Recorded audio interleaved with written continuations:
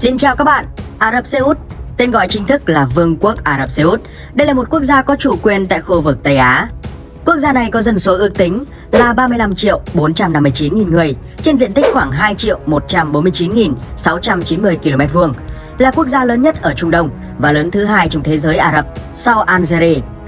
Ả Rập Xê Út có biên giới chung với Jordan và Iraq về phía Bắc, Kuwait về phía Đông Bắc, Qatar, Bahrain và các tiểu vương quốc Ả Rập Thống Nhất về phía Đông, Oman về phía Đông Nam và Yemen về phía Nam. Ả Rập Xê Út tách biệt với Israel và Ai Cập qua vịnh Aqaba, đồng thời là quốc gia duy nhất có đường bờ biển giáp với cả Biển Đỏ cùng vịnh Ba Tư. Hiện tại, Ả Rập Xê Út là quốc gia có trữ lượng dầu mỏ được chứng minh đứng thứ hai thế giới, chỉ sau Venezuela, ước tính khoảng 166,2 tỷ thùng dầu, đồng thời là quốc gia có trữ lượng khí đốt tự nhiên đứng thứ 5 trên toàn cầu. Dầu mỏ lần đầu tiên được phát hiện ở Ả Rập Xê Út vào ngày 3 tháng 3 năm 1938. Sau đó là hàng loạt phát hiện lớn khác ở phía đông bắc của đất nước, đưa quốc gia Tây Á này trở thành nhà sản xuất dầu lớn thứ hai thế giới sau Mỹ và là nhà sản xuất dầu lớn nhất thế giới. Chính nguồn thu khổng lồ từ xuất khẩu dầu mỏ đã thúc đẩy nền kinh tế Ả Rập Xê Út phát triển vượt bậc trong những năm 1970 và 1980. Cho tới năm 2020, Ả Rập Xê Út là quốc gia Ả Rập duy nhất góp mặt trong nhóm G20, đồng thời là nền kinh tế lớn thứ 20 của thế giới, với GDP danh nghĩa đạt 700,12 tỷ USD và GDP bình quân đầu người đạt 19.744 USD. Nếu xét theo sức mua tương đương thì GDP bình quân đầu người lên tới 45.969 USD. Nhưng chính điều này khiến nền kinh tế kế hoạch tập trung hóa của Ả Rập Xê Út phụ thuộc vào dầu mỏ. Nó chiếm tới 67% doanh thu xuất khẩu và đóng góp khoảng 63% nguồn thu ngân sách quốc gia. Bên cạnh đó, nước này cũng phụ thuộc rất nhiều vào lực lượng lao động nước ngoài. Bằng chứng là lực lượng này chiếm đến 80% lao động làm việc trong các khu tư nhân, đặc biệt là những công việc nặng nhọc và đòi hỏi kỹ thuật cao. Về hành chính, Ả Rập Xê Út được chia thành 13 tỉnh, hay chính xác hơn là 13 tiểu vương quốc. Trong đó, thủ đô của Ả Rập Xê Út là Riyadh, được đặt ở tỉnh cùng tên. Đây cũng là thành phố đông dân nhất trên bán đảo Ả Rập, với dân số khoảng 10,5 triệu người và diện tích khoảng 1.973 km², theo thống kê năm 2021. Riyadh được cho là đã đạt được tầm quan trọng về lịch sử, chính trị và thương mại trong nhiều thế kỷ trước khi Hồi giáo ra đời, và sau đó là nhà nước Ả Rập Xê Út đầu tiên và nhà nước Ả Rập Xê Út thứ hai. Cho đến thời điểm hiện tại, Riyadh vẫn là nơi diễn ra nhiều sự kiện chính trị, kinh tế và văn hóa của Vương quốc Ả Rập Xê Út. Thành phố được đặt tên là thủ đô văn hóa Ả Rập vào năm 2000 và thủ đô của truyền thông Ả Rập vào năm 2019. Đây cũng là địa điểm được chọn để tổ chức các hội nghị và hội nghị cấp cao địa phương, vùng vịnh, Ả Rập và quốc tế.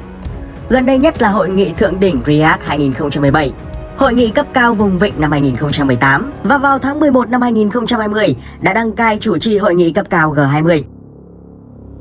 Riyadh cũng có ý nghĩa to lớn về mặt kinh tế, vì nó là nơi đặt trụ sở chính của nhiều ngân hàng và công ty lớn.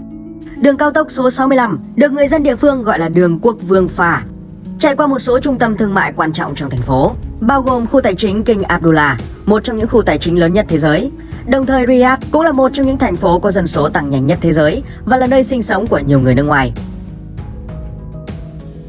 Về thành phần dân tộc, ngôn ngữ và tôn giáo, theo Cục Thống kê và Thông tin Trung ương Ả Rập Xê Út, trong số hơn 35 triệu người sinh sống tại quốc gia này, chỉ có 67% dân số là công dân của Ả Rập Xê Út.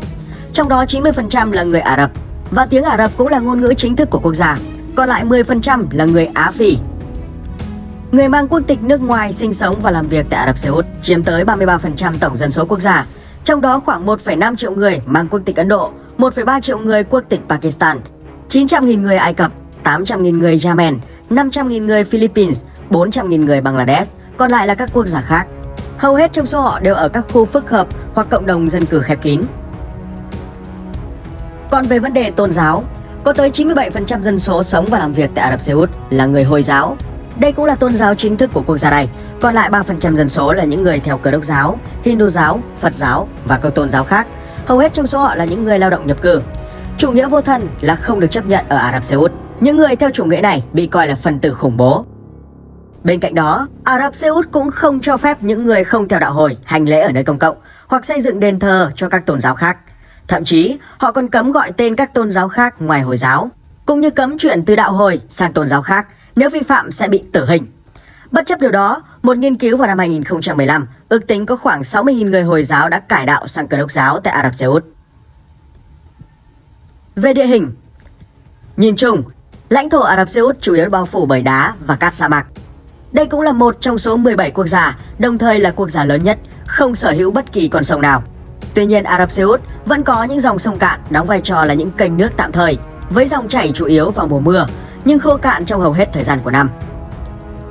Dựa theo đặc điểm về địa hình, có thể chia Ả Rập Xê Út thành 3 khu vực chính, bao gồm vùng núi và đồng bằng ven biển ở phía Tây, vùng cao nguyên trung tâm Najd và vùng sa mạc lớn bao quanh cao nguyên Najd. Đầu tiên là vùng núi và đồng bằng ven biển phía Tây. Dải đồng bằng ven biển phía Tây, hay đồng bằng Tihama, được xem là một trong những đồng bằng khắc nghiệt và khô hạn nhất thế giới. Nhưng nó cũng là một trong những đồng bằng ven biển đẹp và tuyệt vời nhất trên trái đất.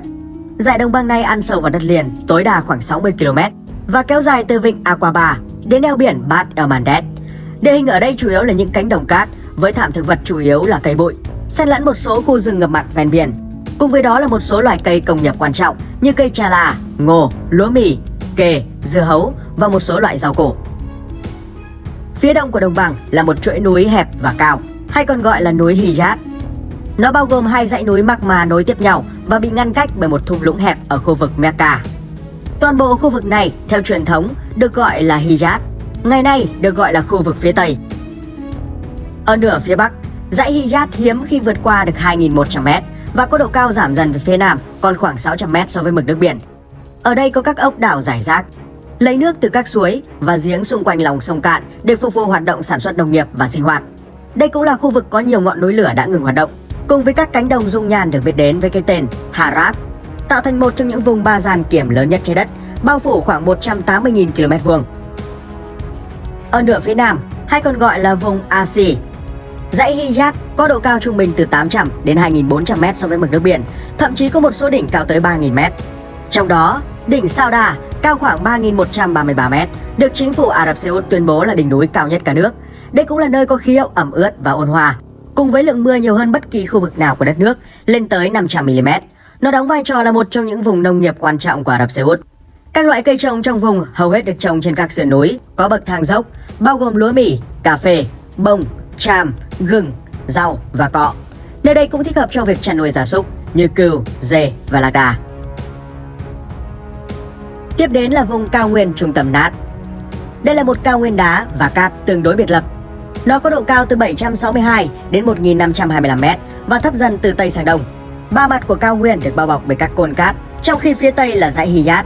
Phần phía Tây và phía Bắc của cao nguyên được đặc trưng bởi các núi đá granite và đá ba gian màu đen. Theo truyền thống, đây là nơi có dân cư thưa thớt và là nơi sinh sống của những người du mục, trong khi phần phía đông của cao nguyên được đặc trưng bởi các núi đá vôi, đá trầm tích và cát.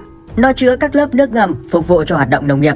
Đây cũng là khu vực định cư lâu đời của người Ả Rập, với sự hiện diện của các ốc đảo, làng mạc và các thành phố lớn. Xương sống của cao nguyên Najd là dãy núi Tuwai, đồng thời là hiện tượng địa hình quan trọng nhất ở bán đảo Ả Rập và có thể nhìn thấy từ không gian. Dãy núi này nhô lên khỏi mặt đất từ 100 đến 250m và kéo dài khoảng 1.100 km từ Bắc xuống Nam. Phần cuối của dãy núi Tuwai nằm gần làng Al Uyayna, được mệnh danh là nơi tận cùng của thế giới, vì nó là một trong những mỏm đá nguy hiểm nhất thế giới, với tầm nhìn gần như vô tận. Đặc điểm quan trọng khác của cao nguyên là các lòng sông cạn. Hầu hết các làng mạc, khu dân cư và các trang trại cha là cũng như khu nông nghiệp rộng lớn tại Najd đều nằm dọc các lòng sông này, do chúng có khả năng tích trữ nguồn nước mưa quý giá trong thời tiết hoang mạc khô hạn. Cuối cùng là vùng sa mạc lớn bao quanh cao nguyên Najd. Như đã nói ở phần trước, ba mặt của cao nguyên Najd được bao bọc bởi các cồn cát. Ở phía Bắc là sa mạc Al-Nafud, đôi khi còn được gọi là Great Nafud. Đặc trưng của sa mạc này là những cơn gió dữ dội và đột ngột tạo nên các cồn cát lớn hình lưỡi liềm cao tới 90m và trải dài hàng cây số. Oxit sắt làm cho cát ở Nafud có màu đỏ, đặc biệt là khi mặt trời xuống thấp. Từ Al-Nafud trải dài hơn 1.000 km về phía nam, theo một vòng cung hẹp là sa mạc Adana. Nó giống như Al-Nafud, cát ở nơi đây có xu hướng hơi đỏ, đặc biệt là ở phía Bắc, nơi nó chia sẻ với Al-Nafud cấu trúc lưỡi liềm của cồn cát. Bên dưới sa mạc khắc nghiệt là cấu trúc hang động phức tạp, tầng đá vôi của cao nguyên Suman. Một khu vực núi đá vôi ở phía đông của sa mạc Adana là nơi có nhiều hang động nhất. Nó là nơi cung cấp nguồn nước ngọt cho người dân bản địa và được gọi là Dans. Ở phía nam là sa mạc Rub al-Khali. Đây là sa mạc cát không gián đoạn lớn nhất thế giới. Nó chiếm 1/3 diện tích phía nam của bán đảo Ả Rập. Địa hình được bao phủ bởi các cồn cát với độ cao lên tới 250m. xen kẽ là các đồng bằng sỏi và thạch cao. Cát ở đây có màu hơi đỏ cam do chứa feldspar, một nhóm khoáng vật kết tinh từ magma. Ngoài ra còn có các bãi muối lợ tại một số nơi, như khu vực Al-Samim tại góc phía đông của hoang mạc.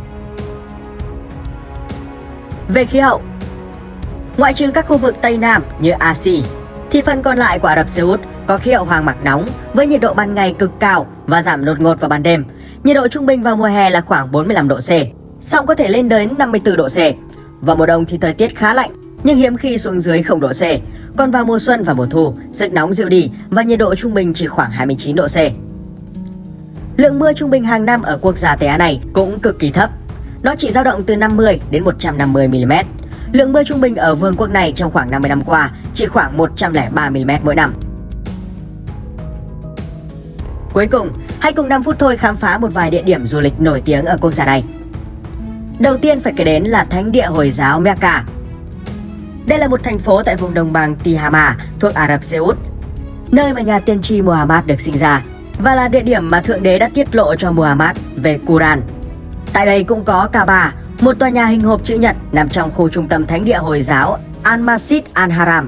Địa điểm mà theo đa số tín đồ Hồi giáo thì đây là điểm linh thiêng nhất trong thế giới Hồi giáo, cũng như là nơi các tín đồ Hồi giáo hướng đến trong mỗi cuộc hành hương vào tháng Ramadan. Tháp đồng hồ Ad-Rai Al-Bait. Đây là một công trình phức hợp chọc trời nằm ở Makkah. Công trình là một phần quan trọng trong dự án tài trợ của vua Abdulaziz nhằm mục đích hiện đại hóa thành phố để phục vụ những người hành hương khi tới thánh địa Mecca. Trung tâm của khu phức hợp này là một tòa tháp khách sạn có mặt đồng hồ lớn và cao nhất thế giới. Ngoài ra, đây cũng là tòa nhà cao thứ 3 thế giới và cấu trúc đứng tự do cao thứ 5 thế giới. Khu phức hợp nằm ngay gần nhà thờ Masjid Al-Haram, nơi linh thiêng nhất của các tín đồ Hồi giáo. Thành phố Jeddah nằm trên đồng bằng ven Biển Đỏ. Đây là một trong các thành phố nghỉ dưỡng chủ yếu của Ả Rập Xê Út. Do nằm gần Biển Đỏ nên cá và hải sản chiếm ưu thế trong văn hóa ẩm thực tại Jeddah.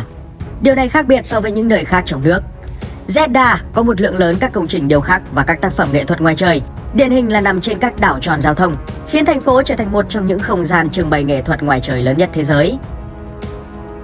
Ngoài ra, quốc gia này còn rất nhiều địa điểm du lịch nổi tiếng khác như thành phố Mina, thung lũng Empty Quarter, núi Janban An-Nur, nhà thờ Hồi giáo Al-Masjid An-Nabawi, thành phố cổ Dumat Ul Jandan. Vậy là chúng ta đã khép lại hành trình khám phá đất nước Ả Rập Xê Út. Các bạn thấy quốc gia này như thế nào? Hãy để lại suy nghĩ dưới phần bình luận cho 5 phút thôi và mọi người cùng biết nha. Xin chào và hẹn gặp lại các bạn trong những video tiếp theo.